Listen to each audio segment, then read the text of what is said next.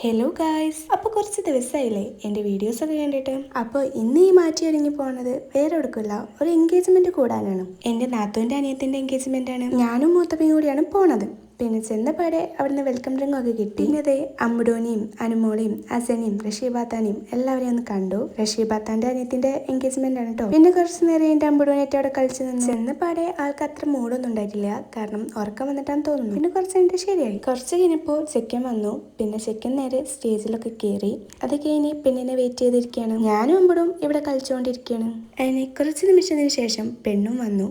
അങ്ങനെ ഷെമിയും സ്റ്റേജിലോട്ട് കയറി. പിന്നെ ബൊക്കെ കൊടുത്തു. അങ്ങനെ കുറച്ച് ഫോട്ടോസ് കലാപരിപാടികൾ ആയിരുന്നു അവിടെ. പിന്നെ ചെക്കൻ്റെ വീട്ടിൽ നിന്ന് കൊടുക്കുന്ന സാധനങ്ങളെല്ലാം കൊടുക്കുകയായിരുന്നു. ഞാനതൊക്കെ നോക്കി ഇങ്ങോട്ട് ഇങ്ങനെ ഇരുന്നു. അനുമോള് പിന്നെ അടുത്ത് വന്നപ്പോൾ അവളെ നെയിലൊക്കെ കാണിച്ചു തരുന്നു.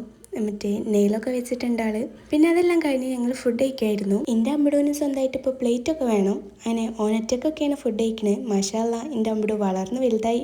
എത്ര പെട്ടെന്നല്ലേ ദിവസങ്ങളൊക്കെ പോണത്. അങ്ങനെ ചിക്കൻ മന്തിയും ചിക്കൻ ബിരിയാണിയും ഒക്കെ ഉണ്ടായിരുന്നു. അങ്ങനെ അതെല്ലാം കഴിച്ചു. അമ്പിടും ഡ്രസ്സിലൊക്കെ ഫുഡ് ആക്കിയിരുന്നു. അപ്പോൾ അവൻ്റെ ഡ്രസ്സൊക്കെ ചേഞ്ച് ആക്കി വന്നു. അങ്ങനെ ഡ്രസ്സൊക്കെ ചേഞ്ച് ആക്കി ഇറങ്ങിയപ്പോഴാണ് മുത്തോളിയും ഒക്കെ വന്നത്. അവർക്ക് വേറൊരു കല്യാണം ഉണ്ടായിരുന്നു. അപ്പോൾ അങ്ങനെ അവർ ലേറ്റ് ആയിട്ടുണ്ട്. അപ്പോൾ പിന്നെ കുറച്ച് കഴിഞ്ഞപ്പോൾ കുഞ്ഞോളിയും വന്നു. അപ്പോൾ ഞാൻ അവരെ കളിയാക്കുകയാണ്. ഒക്കെ കഴിഞ്ഞിട്ടാണ് വരുന്നത്. പിന്നെ നൗഷാദൊക്കെ എൻ്റെ വീഡിയോക്ക് വേണ്ടിയിട്ട് ചെറിയ പോസൊക്കെ ഇട്ട് തന്നിട്ടുണ്ട്. നെച്ചുമ്മക്ക് ഭയങ്കര നാണട്ടോ.